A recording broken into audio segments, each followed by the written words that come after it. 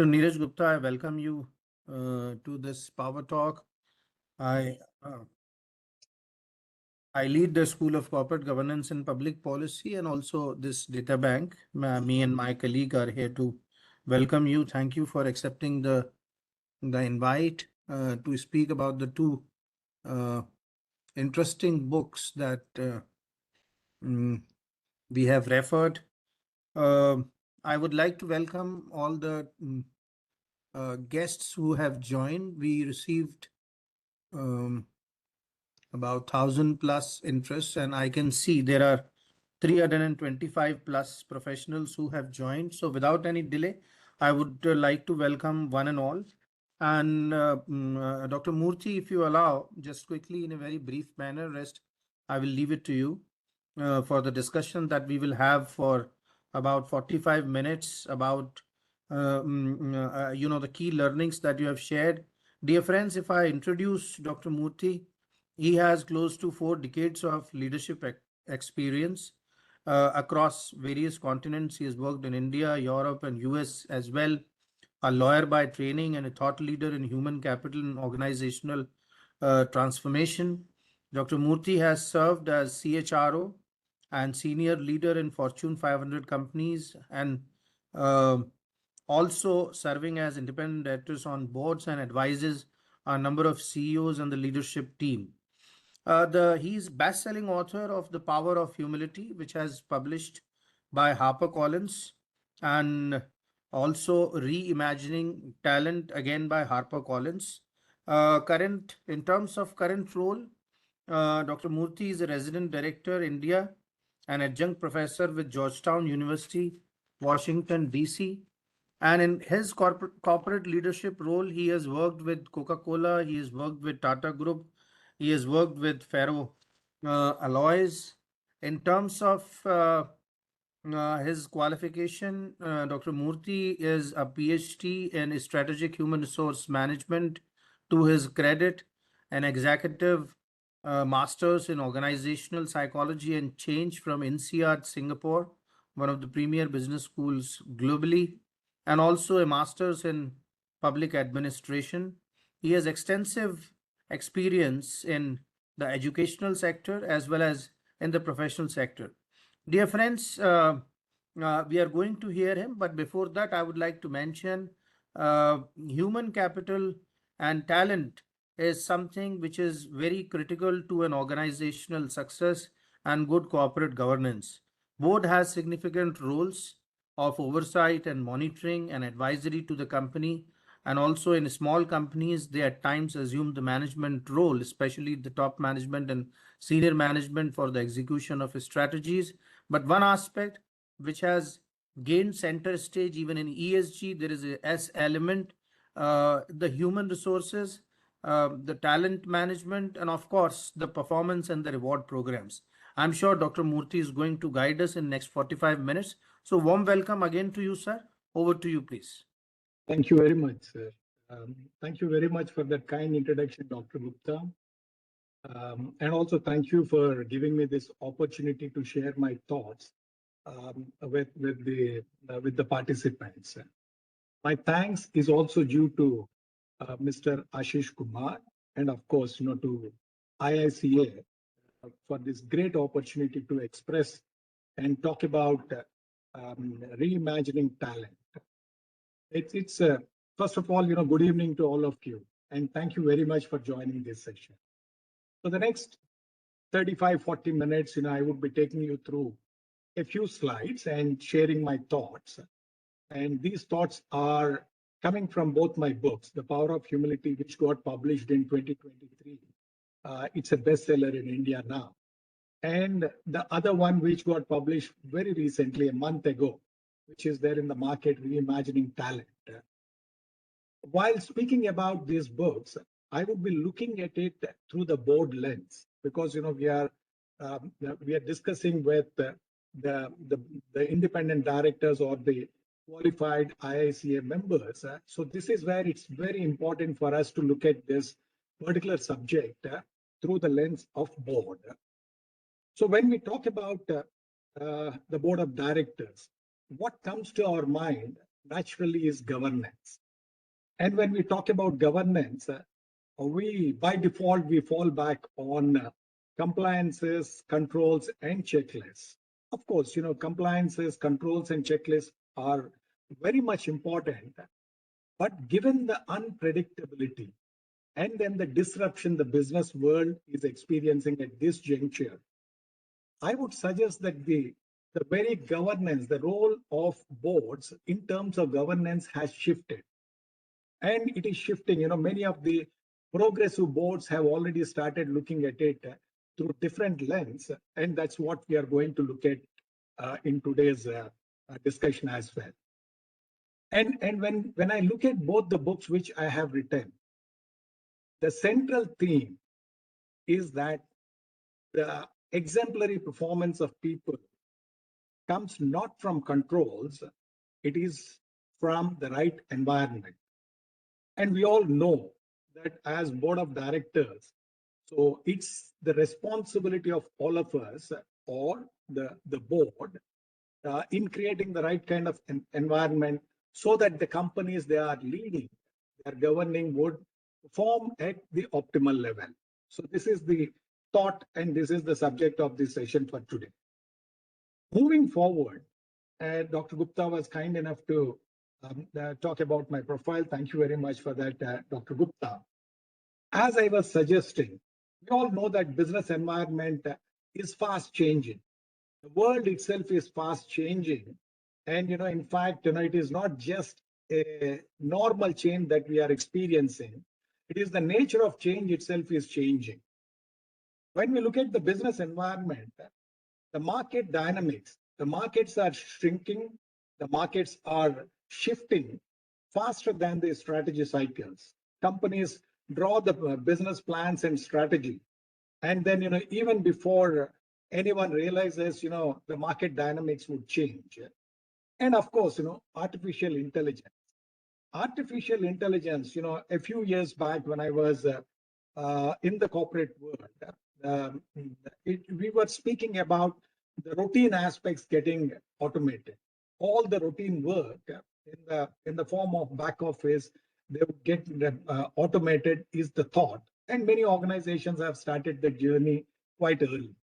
But when we look at artificial intelligence at this juncture, it's changing the roles. It's the changing the roles of people, and it is even defining the relevance of people in an organization, whether a particular role is needed or not, is defined by AI. So everything is taken over by AI at this juncture. That's the pace at which AI is taking over is unimaginable. And while this is the situation on the markets and artificial intelligence, on the other hand, the people expectations, the workforce or the employees' expectations are also changing drastically.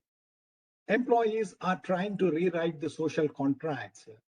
It's not just the pay or the position that would matter for the future generations. It's also the flexibility. We have seen, as to post-COVID, the demand for flexi working, working from anywhere in the world is gaining traction. Similarly, purpose. That's also, the next generation expect flexibility, purpose, growth, along with pay and position, and that's their expectations are also fast changing. While all these things are changing, some of the organizations still focus on short-term gains. The short-term gains could be meaningless cost-cutting exercises or some of the actions to put pressure on employees, to exert pressure or to get more effort through unreasonable working environments, which erodes the long-term value creation. That's still happening in many of the organizations. So what is the implication for boards given this kind of a scenario? The boards need to realize that growth now depends on boards read weak signals in people, not just the strong signals in numbers. As board of directors, we have been looking at the financials, we have been reading the numbers, we are trying to understand as to what are the strong and weak signals in numbers, financial numbers, but that's not good enough. It is needed, but it's not good enough. Boards also need to look at the aspects related to people, culture, and leadership. And I was speaking about the unpredictability in the world. When we look at the business environment a few years back, it was like a straight production line. It's no longer like a straight production line. It's like a conveyor belt, one which is shown on the screen right now, with unreasonable and unexpected turns. So that's the kind of a business environment we have been experiencing at this particular time. We all know that the automobile industry has seen the shortage of chips at some point in time. So we do not know what is coming next. It's when we look at the business environment, the demand gets changed, volatile, and before the forecast, the business plans or forecasts are approved, the demand gets changed. That's the kind of a situation that is taking place. When we look at the supply chain, something happening in one geographical territory could disrupt many other things in various other geographies. That also we have been experiencing quite frequently. And then moving forward, with all this, the fourth industrial revolution is around the corner. In fact, I had created this slide a few months back, perhaps a year ago, but it is not around the corner. It is already there. Is what we would like to believe. It is already there. And if you read the future of work, the report which was put forth by the World Economic Forum, the 2025 report, it talks about how automation or AI is reshaping many of the roles in organizations. Like earlier, I was suggesting that many of the roles would get deleted from the organization charts. All the routine aspects, the routine tasks will be done by AI. And it is only the creative part of it.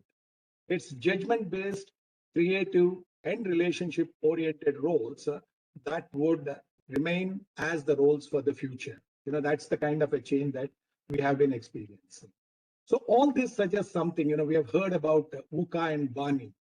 The uncertainty or the volatile environment which we have been experiencing in the name of VUCA, that has got upgraded into BANI.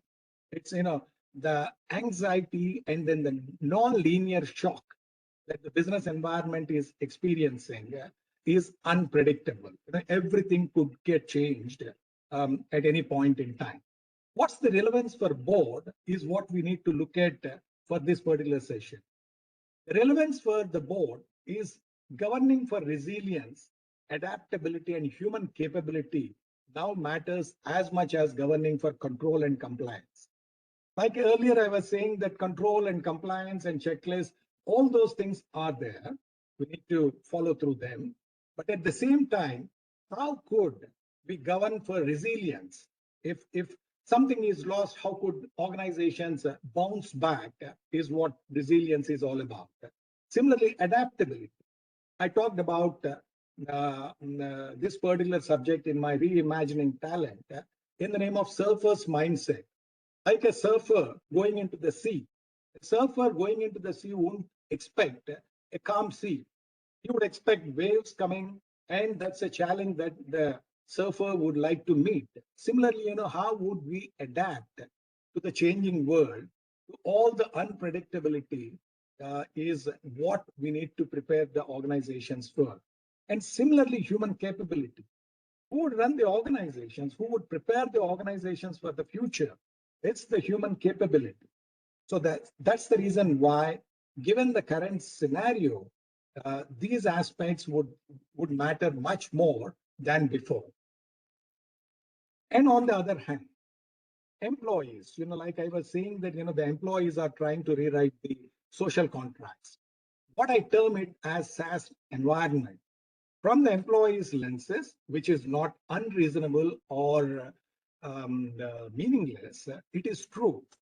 We have been hearing these stories of the stress, the stress taking over people. We have never heard, when I started my career in 1985, we never talked about stress.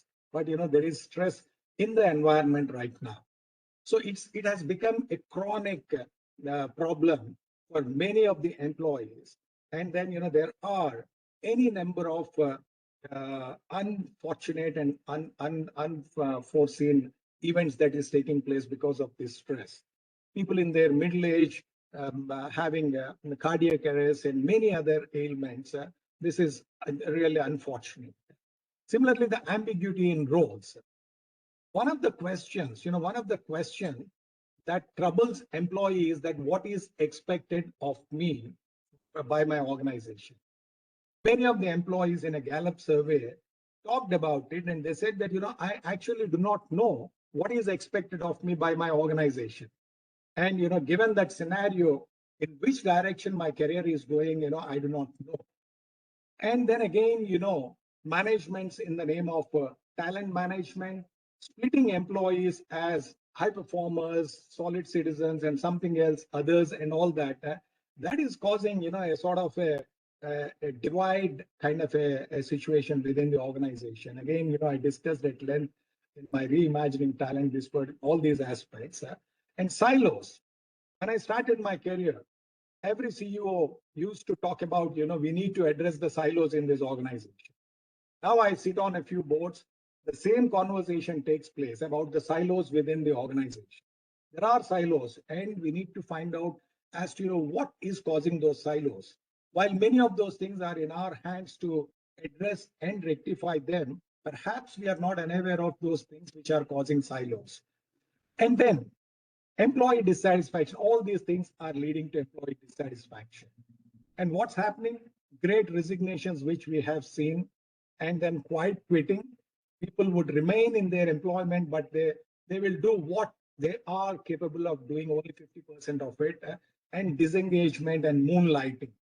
So all these things we have been hearing, and this is what's taking place on the employees front.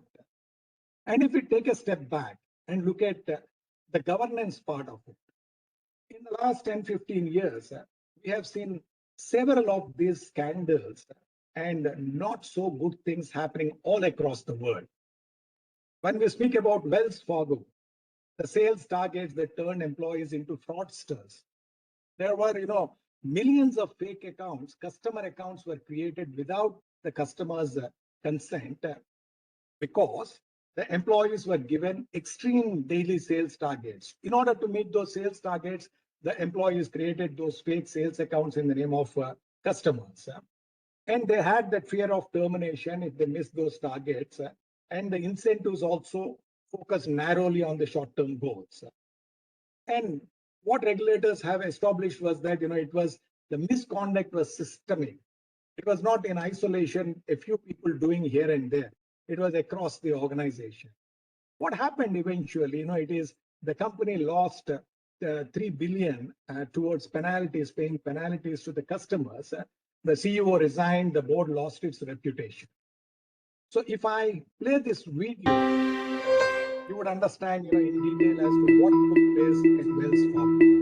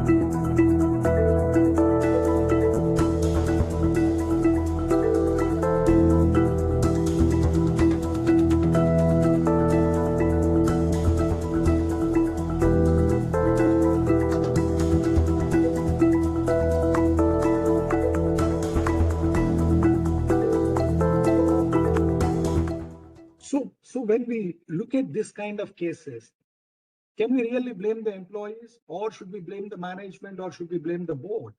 It is the systemic failure. It is the failure of a system. It's an issue with the culture.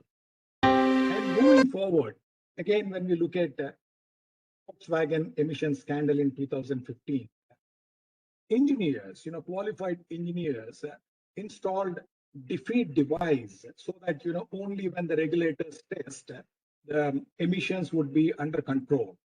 In reality, the emissions were 40 times more than the allowable standards. And when this came out, again, what was the reason for it? Unrealistic performance targets. And then the company's clean diesel plus aggressive growth targets is what has driven all the employees to do this one. Again, the company lost 30 plus billion. It paid fines, settlements, and there were recalls of Volkswagen cars globally. And it's not just in some other country these things are happening. We all know, what went wrong at Sachem scandal in 2009. At the board, it was considered as a failure of the board. The board members, many of the board members um, attended the legal cases, the court cases or regulatory hearings till very recent. That I'm aware of some of those things. So what happened? The books were cooked. Financial results were systematically falsified over several years, and cash balances and profits were fabricated. And why it happened? There was dominance of the founder. Nobody could say no to the founder. And he was dominating and he was dictating everybody to do whatever they did. And it was culture of compliance. There was culture of compliance. The filings, checklists, controls, and all those things were happening. And at the same time, in the backyard, there was pressure to meet market expectations.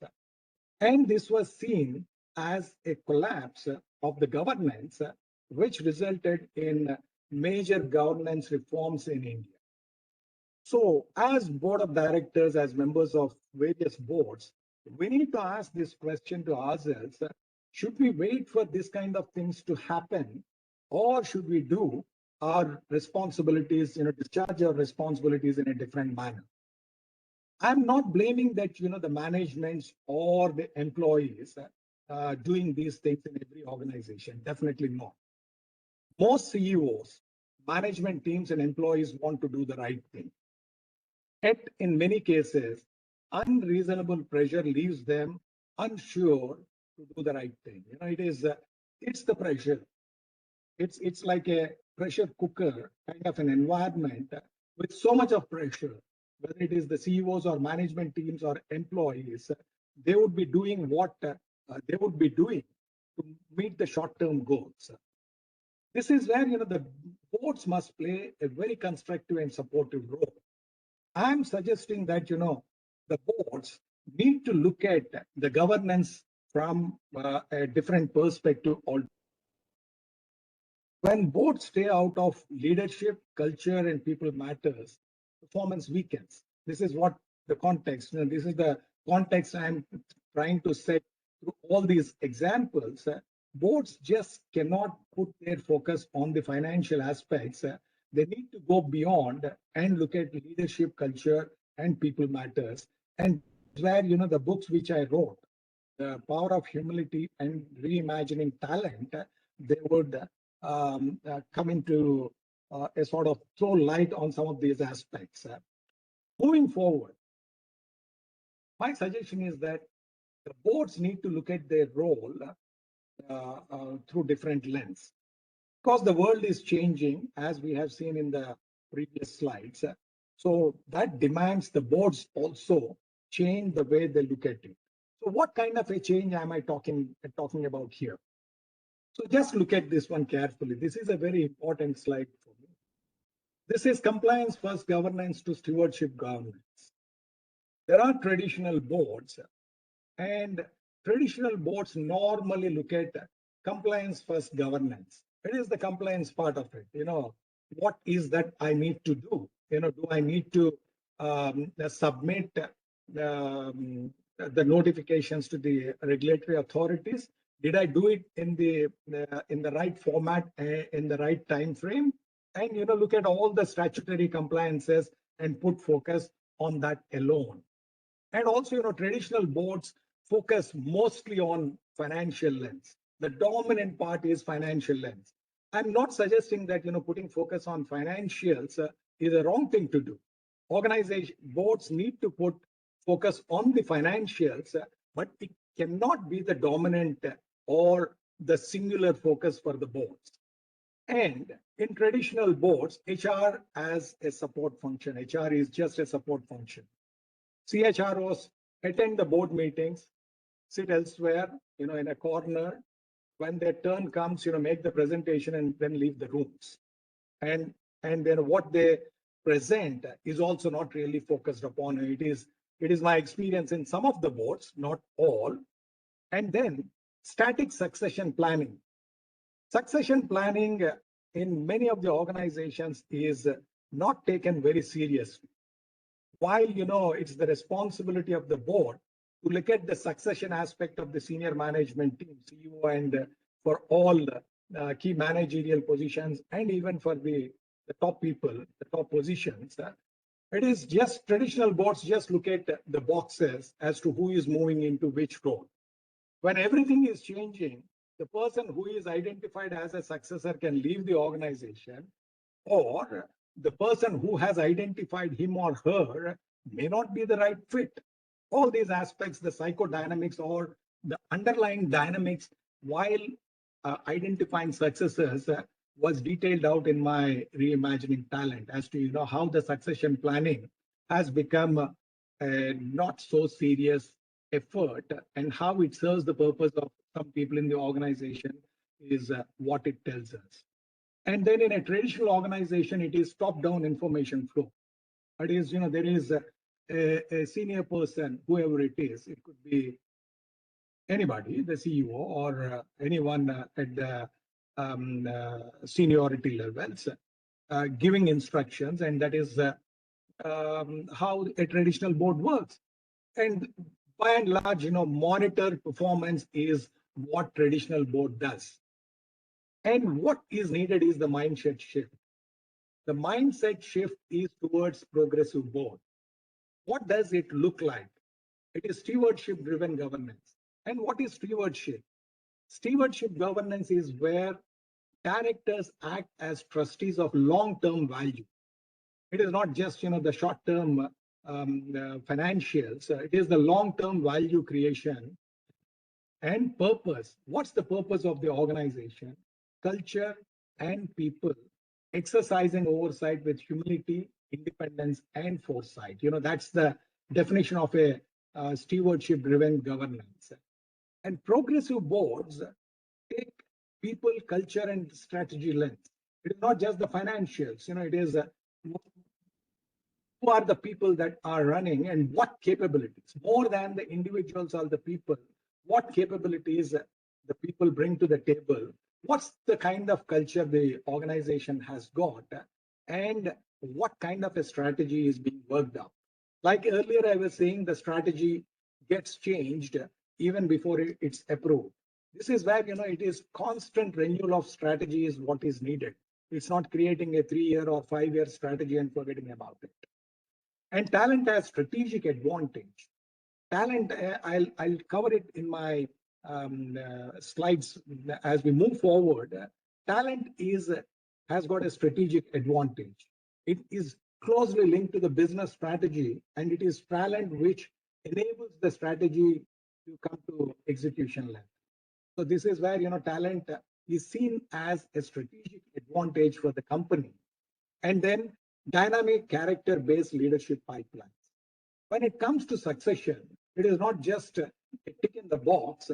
It is, it's looking at various data points, identifying not just the performance basis, but also based on the character of the person, and looking at the leadership pipeline. This is where continuous renewal and continuous learning within the organization is needed. It's learning and relearning on continuous basis is what is needed in the culture. And finally, open dialogue and upward truth. Are people really speaking up in the interest of the company? So, or is it just one or two voices that the boards can hear? So the board here in a progressive situation plays the role of an architect of long-term value.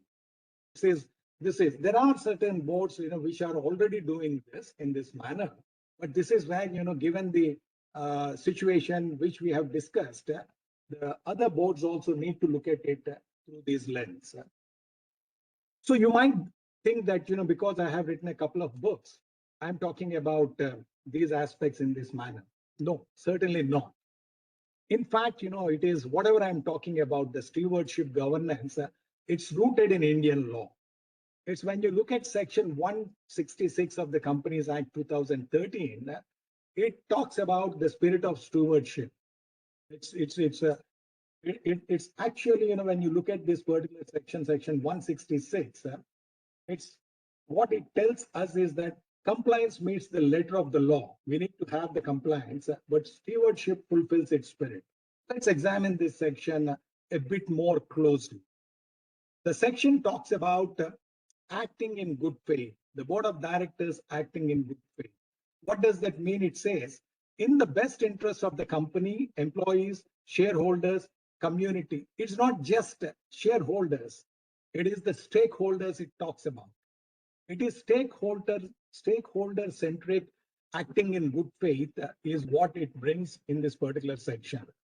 So it is long-term orientation. Stakeholder consists of the company, employees, shareholders, promoters, community, environment. Everything is included in the stakeholder. And exercise due care, skill, and independent judgment is what it says. What it means is that actively challenge, not passive approval. One of the things that takes place in many of the boards is groupthink. What is a groupthink? Dominant voices would say something and all others would agree. So, that's not the role of an independent director or a board of director. It is active challenging, understanding, which we will see in the next few slides. That's what is needed. And then finally, the section 166 also speaks about avoiding conflicts and undue gain. It talks about ethical leadership, humility, and trust. This is where the humility in leadership comes into picture. So here, stewardship governance is not just an optional or aspirational, or it's not just a few people writing books like me talking about it. It's the intent of the Companies Act, which was brought out in section 166 in the form of board behavior is what I'm submitting to you. And how progressive boards apply this stewardship, which I'm talking about. The boards look at their role as an evolving role. It is not static, it is an evolving role. With the changing environment, the boards also look at their role as an evolving role. Boards help shaping the leadership philosophy and culture. That's the first and foremost. What's the leadership philosophy and culture? What kind of leadership that is needed for the organization, given the stage at which the organization is there? Leadership, could be different under different circumstances. So defining as to, what kind of leadership is needed and what kind of culture is best suited for the organization is fundamentally the role of the board. And then talent, succession, and culture reviewed with the same rigor as financials. It is not just the financials, it is the talent, succession, and culture. And again, it is not just the role of NRC, Nominations and Remuneration Committee. It is the responsibility of the entire board to look at talent, succession, and culture and reviewing it from time to time. One of the best practices where I had worked was, once every 3 months, doing an offsite with about 40, 50 employees in the organization, looking at the culture, how is it changing, what needs to be changed, and in the next 3 months' time, looking at the strategy and understanding as to what needs to be changed. Some of the companies are already doing these things. And then also the boards also need to look at Open dissent encouraged and afford. Open dissent in the interest of the company, is it happening or not? Encouraging that one is the role of the board. And then finally, boards think beyond quarterly outcomes. Quarterly results are important to some extent, but it's not the end of it all. It is the institutional strength, and in the long term, how are we going to look at the organization? And boards have the power to assess the leadership team members. So when boards assess the leadership team members, what they need to look at is, are leaders building capability or concentrating power? And similarly, is humility, learning, and listening. Humility is all about, believing that the others have got. It is appreciative mindset, which I'll be talking about in a while. The appreciation that the other person could bring something to the table. So this is where the learning, the listening and learning, and wherever it's relevant, applying or changing our views is important for the leadership. Is that happening within the organization? Is talent being developed broadly across the organization? Talent is not just sitting at the managerial level. The operators in a manufacturing unit could be as important as a CX. So this is where, is talent being developed across the organization, or is it being happening in the pockets? And finally, is the culture becoming stronger, safer, and more resilient? Is what the boards can assess when they do the leadership assessment. This is, I would like to talk a bit about my power of humility. This was a 5-year-long global research. I had interviewed many of the corporate leaders and board members across the world. I'll show you in a few minutes a short video covering all these leaders. I did not just interview those leaders, I also interviewed people who work closely with them. Oh, it's Ram Sharan, Dr. Ram Sharan, who wrote the foreword for this book. At the beginning of my book, he cautioned me saying that, leaders say the right things, but whether they are really doing it or not is what needs to be tested. So this is where, I also talk to the people who work closely with these leaders to understand as to, how would they behave when there are different kinds of situations, when they are under stress, when the results are not happening, how would they behave with their people is what I ask them. And I also talked to several of the thought leaders, professors, and academics to get a firm grip on humility in leadership. So this is a 5.5 minute video. It shows, as to who are the leaders that gave us their insights. Various insights were given, but what is captured in this video is what they said about humility. And then, once you see this video, we'll move forward.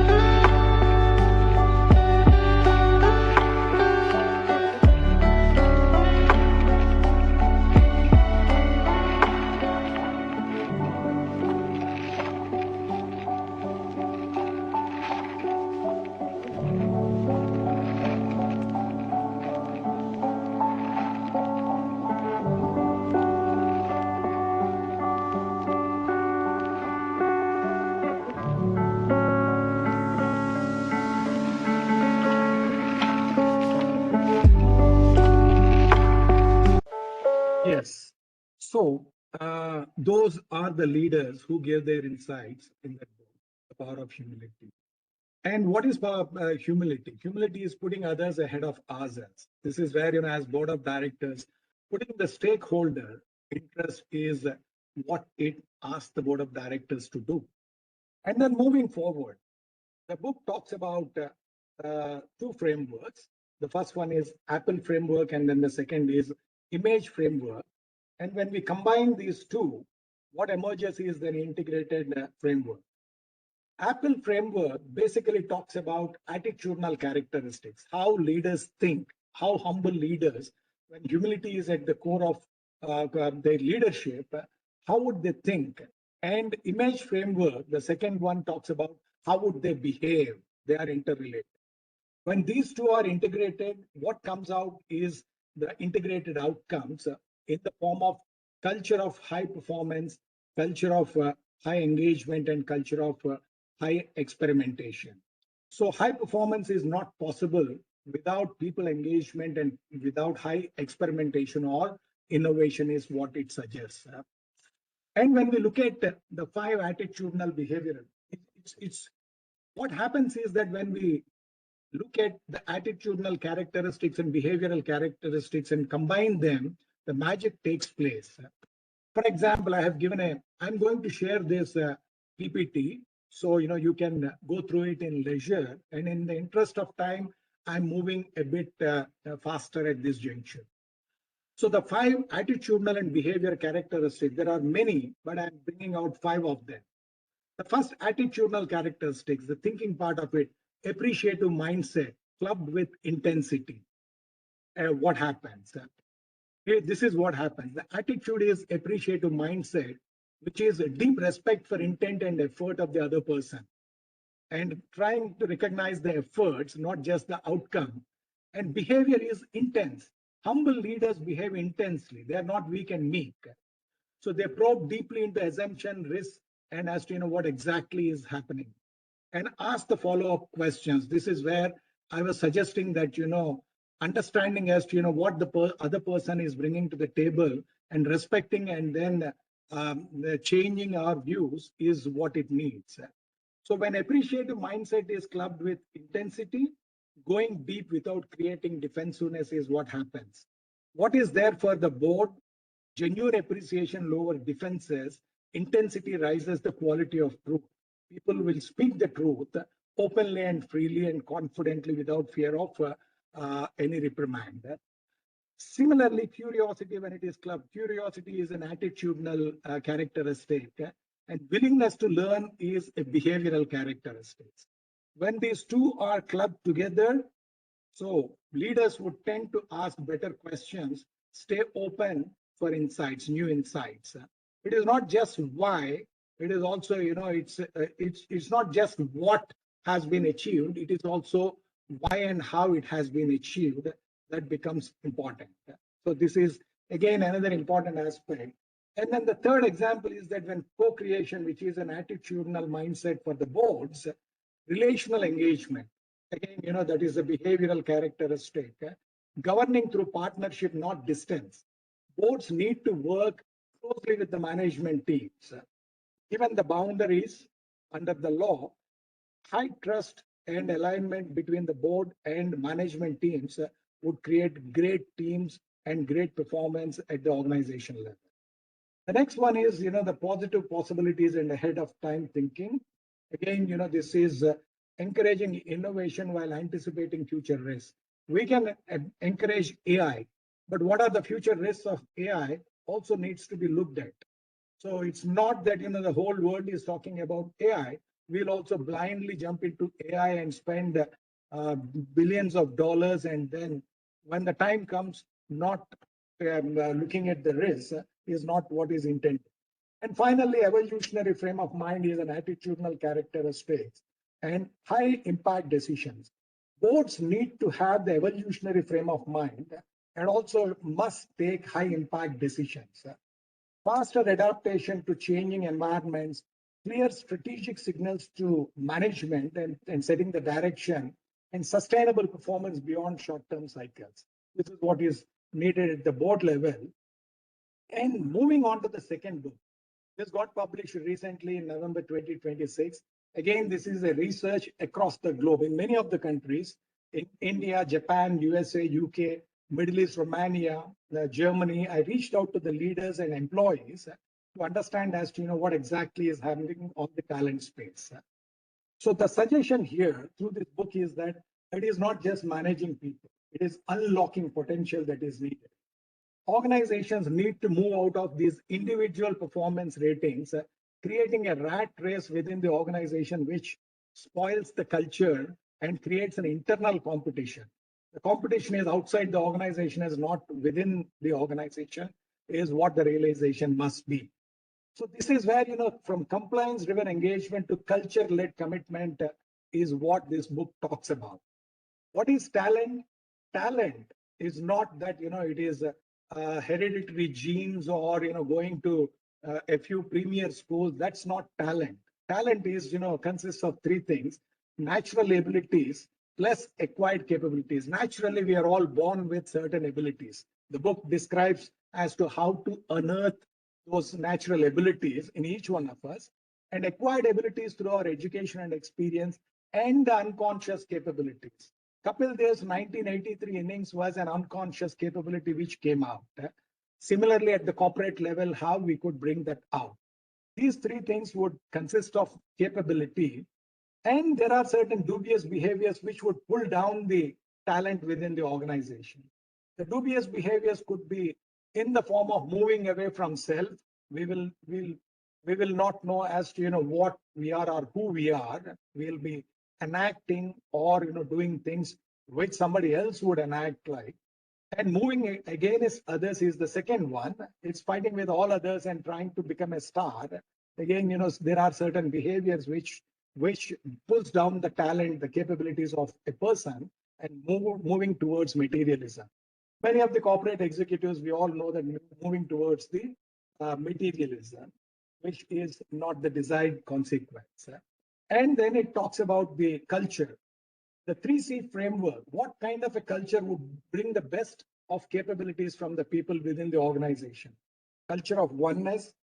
Mr. Ratan Tata practiced culture of oneness, and there are several examples to it. Competitive adaptability, how the organization is facing the competition in the marketplace. That brings the best out of people, and complexity, the right kind of complexity in the job, meaningful complexity. The person who invented Google Maps, there was a complexity involved in the job, and he could come up with the solution finally. So why boards must reimagine talent? Because talent management is strategic in nature. It is linked to the business strategy. There is a framework which is given in the book, Reimagining Talent.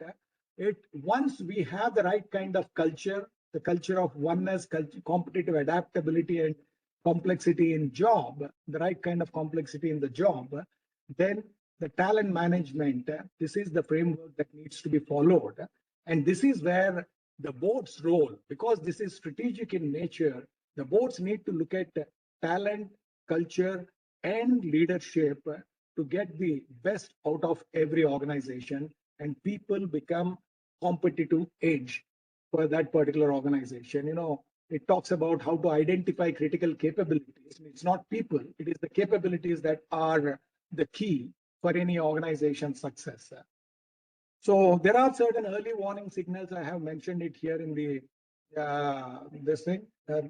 Talking about culture and behavior signals, there is rising fear, bad news that is not being shared, consistently delayed, or power and governance signals, excessive centralization of authority, or board challenge subtly discouraged or bypassed.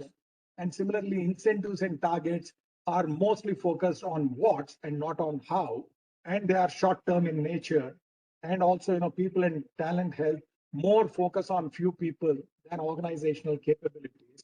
High attrition of capable principal leaders, succession plans existing only on paper, leadership pipeline narrow, loyal, and homogeneous, and lack of psychological safety.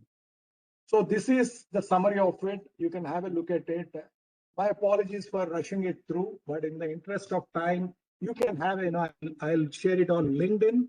Dr. P.V. Ramana is my LinkedIn account. and I'll also share it with Dr. Gupta. So I think we have a few minutes time. So here is the time for your reflection, and my sincere apologies for exceeding the time given by Dr. Gupta. Dr. Gupta?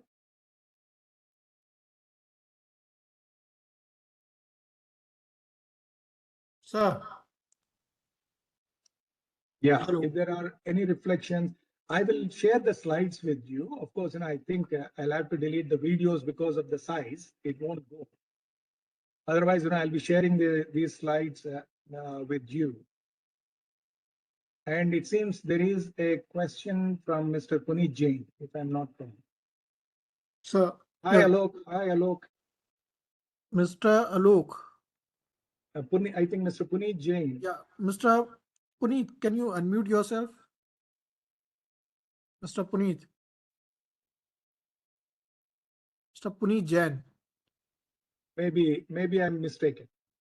Okay. So next, Okay. who would you like to, sir, talk to? I have a question. KS says I have a question. Okay, Mr. KS, Mr. Omesh, I don't know. KS, would you like to come, please? Uh, I couldn't unmute. Yes. So thanks for the insightful session. Thank you, sir.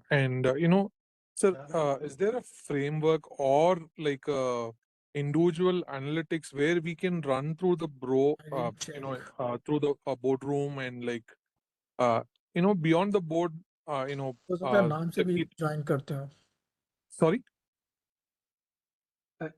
No, it's my mistake. Please continue.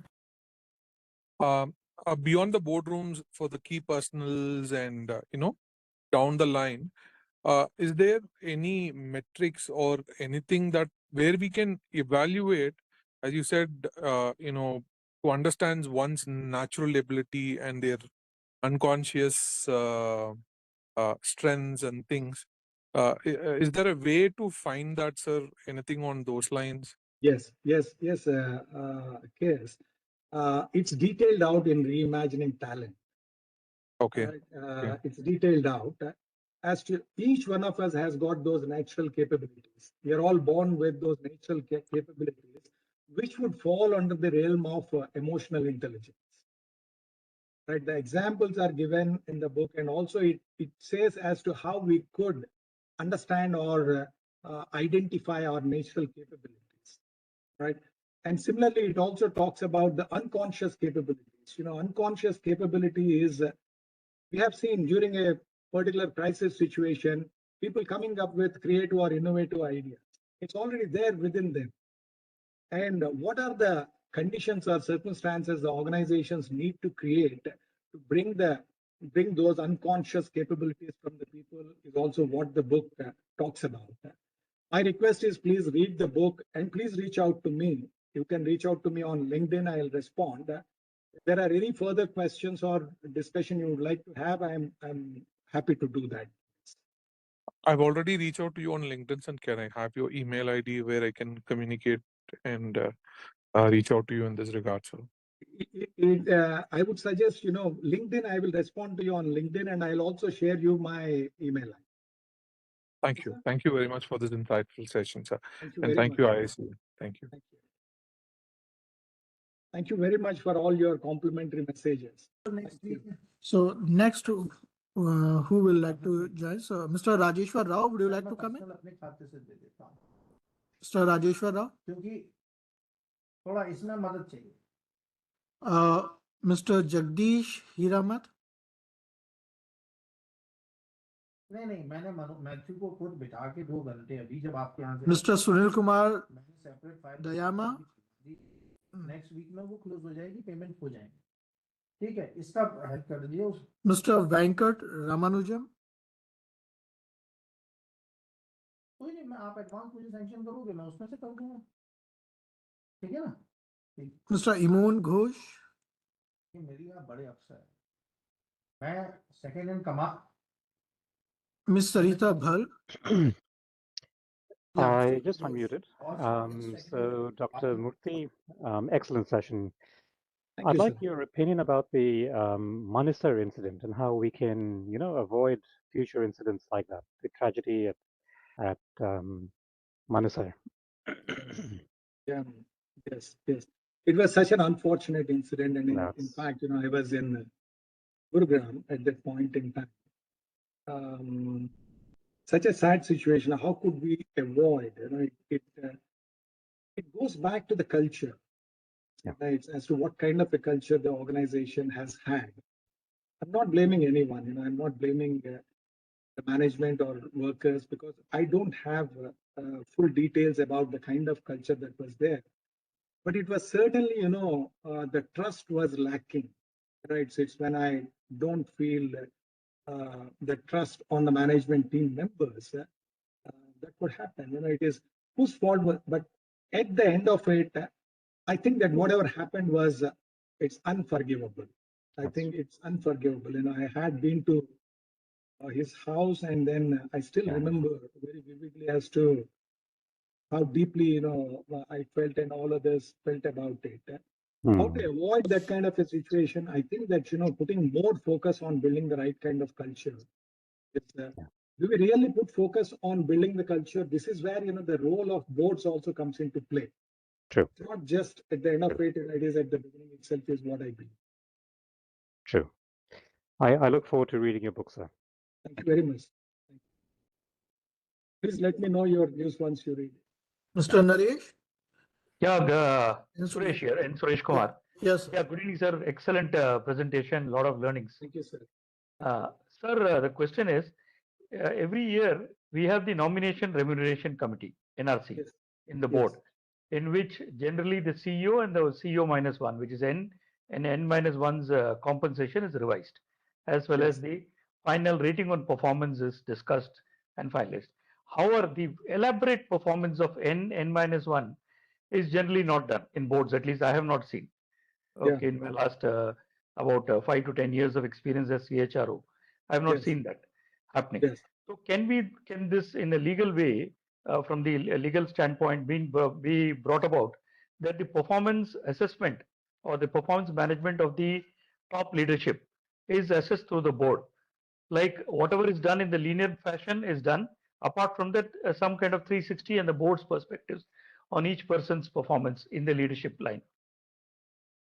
Yeah. It is. See, some of the progressive boards are already doing that. But to answer your question, can we do it legally? See, legally, at this point in time, it is the CEO and then the key managerial personnel. It is not KMPs. even N minus one. It is just the key managerial personnel's compensation that needs to be approved by NRC and then the board.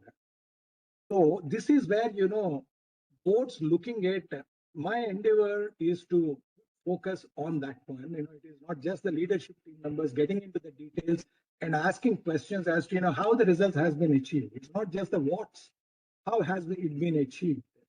Its results could be achieved because of great market conditions, great demand for True. the product as well. What kind of leadership is being practiced down the line? So this is the shift that some companies are already taking. Hopefully, going forward, there could be some change in the legislation. I do not know. Maybe Dr. Gupta will be knowing about it. But at this juncture, legally, no. But progressively, the companies are suggested to do that, and which some company boards are already doing. Yeah, thank you, sir. Second perspective is, again, this is a perspective, is there are about 6 to 8 directors in any given board generally. Why not in a very legalistic framework bring domains of various domains of a particular organization, a company, under various directors? Supposing there is an independent director, he or she is responsible for X, Y, Z domains. Similarly, another director responsible, whether executive or non-executive director responsible, so that there is all domains of the company are taken care by some people, in terms of greater accountability, and also seeing that the kind of proactiveness is looked into. Yeah. See, there are two aspects in your questions. One is that, boards, all progressive boards would consist of complementary skills. There would be skills, the chartered accountant bringing in the financial skills, HR people bringing in the the HR or organizational transformation related skills, IT people. That way, there are the board composition.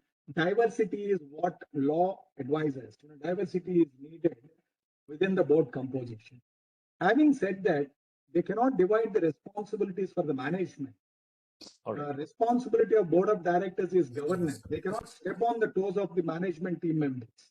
Management team members providing the direction and guiding them as coaches is what the board of directors must be doing.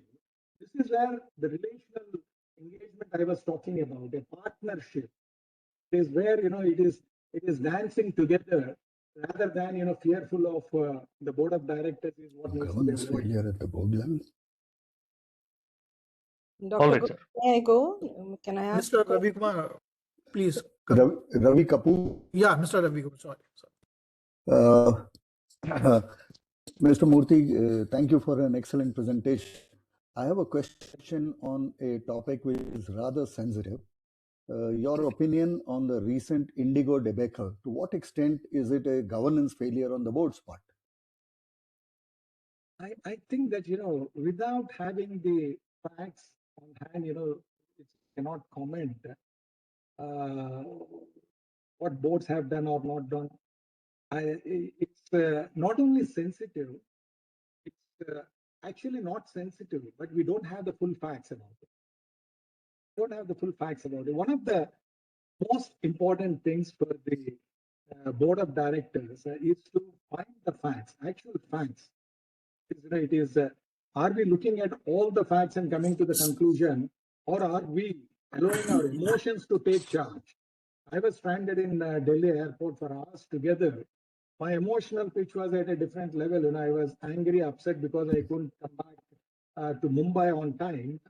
But can I take a decision basis those emotions, or do I need to look at all the facts and then come to the conclusion as to why and how it happened? No, To answer your question, I don't really have the full facts to say anything about the board's role in that. No, I agree with you that none of us seem to have all the facts with us. But if a timeline of 2 years was given and all of a sudden you announce that you don't have enough pilots, then wasn't that a matter of compliance that the board should have been looking at? 100%, 100. There is no doubt about it. Enough time was given to them. Yeah. Whether how many pilots were recruited, how many were not, we do not know. But enough time was given by the government. Not having the enough number of pilots, these are the facts which we are aware of. So beyond that, I do not. I'm not taking any sides, whether it is the board or company or nothing. But Sure, at this juncture, I honestly I do not know. Sure. So maybe No, in I future I understand. can comment. Okay. When more data becomes on the available. question. Okay. Thank Yeah. you. Thank you. Thank you. Dr. Gupta, can I ask a question? Is it for Dr. Gupta or for me? I'm asking permission Sure, from ma'am, Dr. sure, ma'am. Gupta. Yes, please, please. Yes, thank you, thank you. Dr. Murthy, pleasure to listen to your thoughts. Thank My you, ma'am. question is, currently most of us in the board are those who come with decades of experience, having been in leadership positions and then transitioned into boards. But what you see in organizations today is Gen Z. There's a real intergenerational shift that has been happening in the companies. How do you see board members understanding this intergenerational shift, which is so very culturally driven and can actually also bring organizations down because of their inability to handle what's happening? Your views on this? Very good question. Very good question. Thank you. I'll speak about one of my experiences on this. Yes, please. Right. It's normally, board members are like me, plus 60, plus 60, 65. It is, we belong to a different generation. We must admit that. So this is where, can we really know as to, what the generation next or Gen Z, like you said, is thinking. How would we know? There is a vast difference between the levels.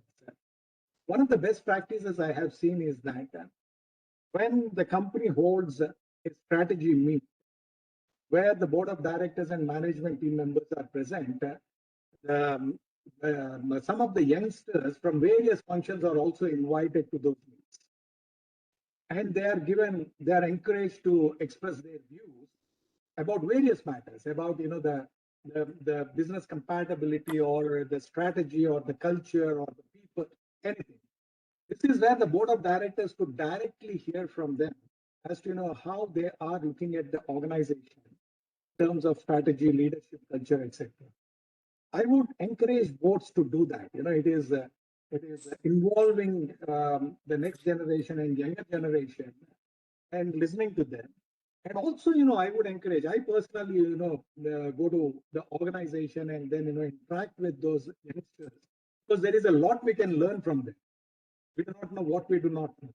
This is where interacting with those people outside the board meetings in a non-threatening manner, right? And it's a board member interacting with people down the line could send some. This is where, what kind of signals are we sending? As board members, are we sending a signal that it is a trust-based interaction with these youngsters, or is it some kind of a questioning to understand some loopholes? This is where we need to be careful about it. But interacting with those youngsters, next generation, the generation after next is what is needed from the board of directors. No, I like what you say about bringing in the Gen Z as advisors or making them part of board discussions. But maybe something I Yes. would feel to IICA to work with the corporate India is also relaxation of rules where you allow people to be on boards while they're on full-time jobs. That is one way to catch board directors at a young level and Yes. give them, you could look at not giving them board fees, you see, if you want, but at least allow them to be on with just a submission. It may take some while to Yes. the fructification, but there it is. Absolutely. Absolutely. Yes. Thank you very much for that. Can I ask a question? Shyam Dr. Narayan, yes, Murthy? please. I am Shyam Narayan Rao from Vizag. I am yet to become an independent director, though I have cleared the IICA test. I am looking forward to it. But I have been a CEO of an organization, a bank, and I have interacted closely with the boards. And I find that your topic has been it's very interesting and very subtle also. See, certain things are, what you have mentioned are subjective. You can't say that it will be done in so many days or so many, can't be target oriented or anything like that. So it is more like, bringing about a subtle change in the organization structure, in the capabilities of the people at the higher level and those who are in the medium level. So mainly what you call as key managerial persons, to bring them up to the standards. And what Ms. Sarita was saying, I also agree, but I slightly make it different. I would say that they can be invited, General Z can be invited as to the board. They need not be a board member, but they can be invited to attend. That would make it very easy in the existing situation till the legal formalities are done. But my one question to you is, how to bring the CEO and the boards together? It sometimes, becomes conflict. Some CEO wants to get things done, then board will ask questions. Sometimes they get perplexed, or they say that their board is intruding. So in such situation, how do we come out of the issue or Yeah. make it more uh, compact, or you can, that togetherness, what you call, bringing the partnership, dancing together? How do we do when there is really a conflict? Some conflict in the sense, not personal, but official.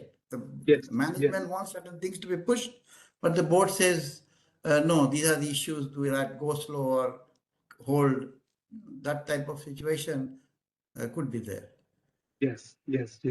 No, you're right. There are, answering your first question, inviting Gen Z to the board meetings. That can be done. But, I have seen many of the Gen Z coming and sitting the backbenchers, silently making that's of no use. Unless they voice out their views about the organization, the board members or the management should need to hear, listen as to, what are the perspectives, right? The second is, the relational engagement. I know that in many of the boards, there is a sort of whether it is mistrust or a sort of distance between the management and then the board members. I would look at it from this perspective. It is the responsibility of the board members to bridge that gap. The board members need to take those steps to build that trust-based relationship. At this juncture, in many of there are some boards where dancing together happens regularly. There is no secrets. The CEO would say that go and interact with anybody, whoever you would like to interact within the organization. Some CEOs would say that no, without my presence, you don't talk to anyone in a respectful, silent, subtle manner. Right? This is where the board members need to take that responsibility of bridging that gap and convey through their messages that we are here to help the organization to succeed. So this is our responsibility. And as the CEO, I'm sure that when you take one step forward, and I have seen many of the CEOs saying that please go and do whatever you want. Come to the organization whenever you feel like coming. You don't even have to inform me, and interact with people, and please give me feedback. I am willing to take it. So that kind of a partnership, building trust. There is a great model for building that trust, which we can discuss separately. But when you said Vizag, I was born and brought up in Visakhapatnam. Oh, great. Several years. So next time you come to Vizag, we'll be happy to meet you. Yeah, certainly. Right. Thank you. Excellent. Thank you, sir. Thank you, sir. Murthy sir, if you allow, we can accommodate one more question, then we can. Yes. close. Yes. So, Mr. Raghav RD. Mr. Raghav, would you like to come?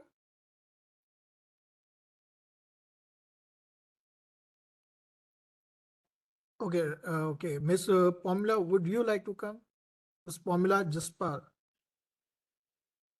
May I? Hi. Yeah. Yes, sir. Yeah, Mr. Jagdish Hiravan. Yes, sir, please. Sir, I am. Yeah. Many. Yeah, I Miss think Pomila. Pramila has a question. Pramila, can you hear us? Yes.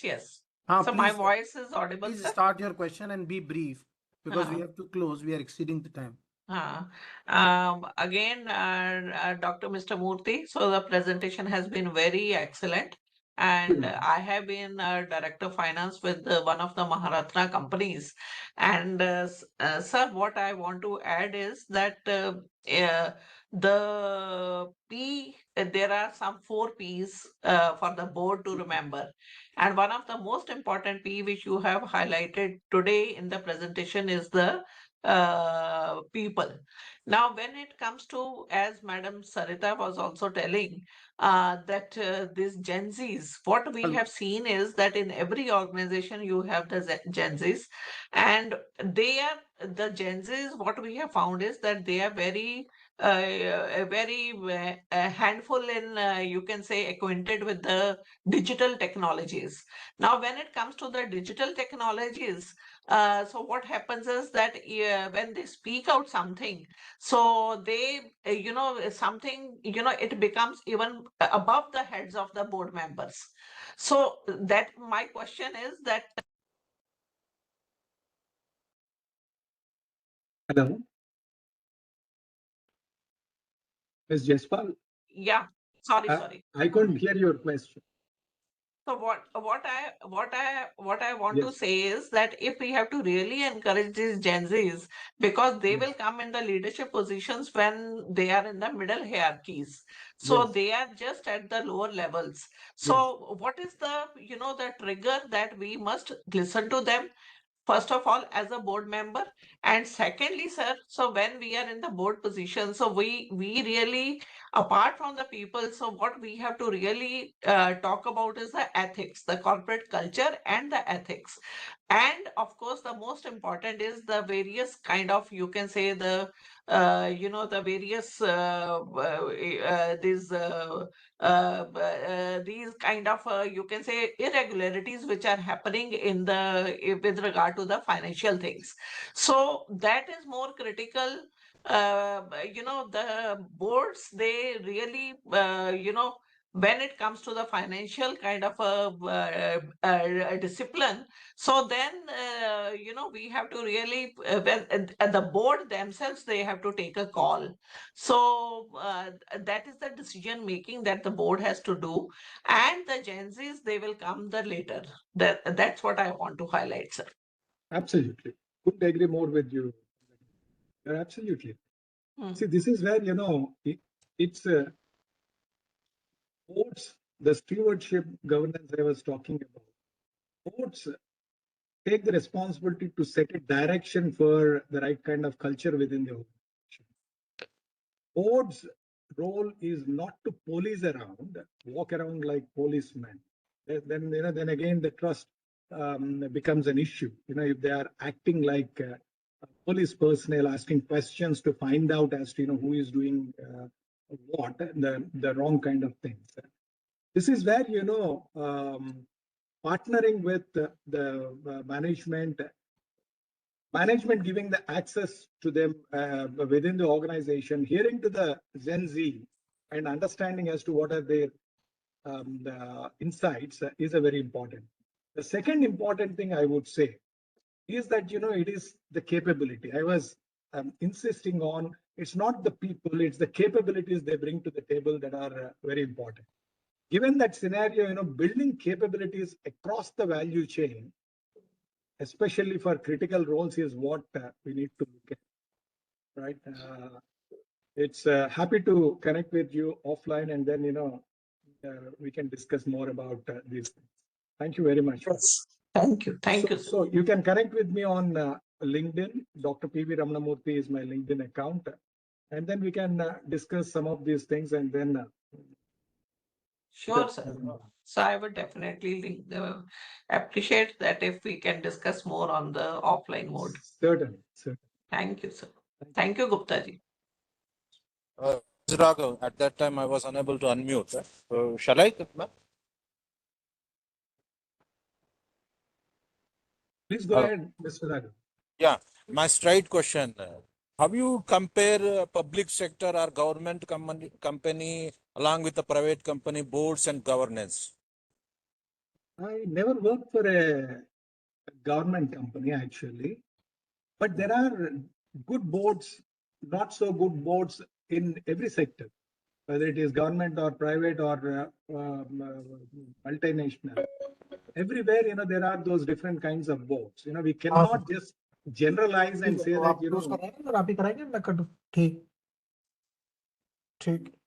sorry. So we cannot generalize and say that, public sector or government boards are better than private sector or vice versa. So it's an unreasonable comparison is what I feel, Mr. Thank you. Thank you. Thank you. Okay. Thank you. Thank you so much. I think it was a wonderful discourse from you, and I'm sure the discussion will motivate us all to refer to the books and learn beyond what has been discussed, because that was an essence of your experience and your scholarship which you have placed in the book. But definitely the learning will go beyond once we will refer to the book. I will also try to have an access to the book. I have not read, and let me accept that. I just read the summary when we got connected, and then I thought, why not?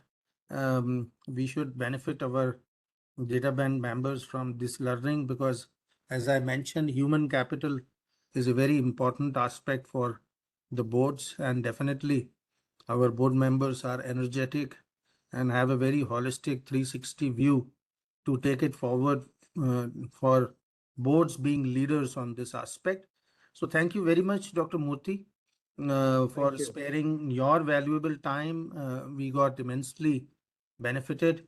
And I'm also thankful to 600 close directors who have joined this talk. This reinforces their confidence and trust in us, and continued journey of togetherness and mutual support. So we'll come back, friends. I'm thankful to you. Have a great evening, and we will soon come back with another interesting talk for you all. Thank you all once again, and thank you, Dr. Murthy. Thank you very much, Dr. Gupta. Thank you, everyone. Thank you very much for your participation. Thank you.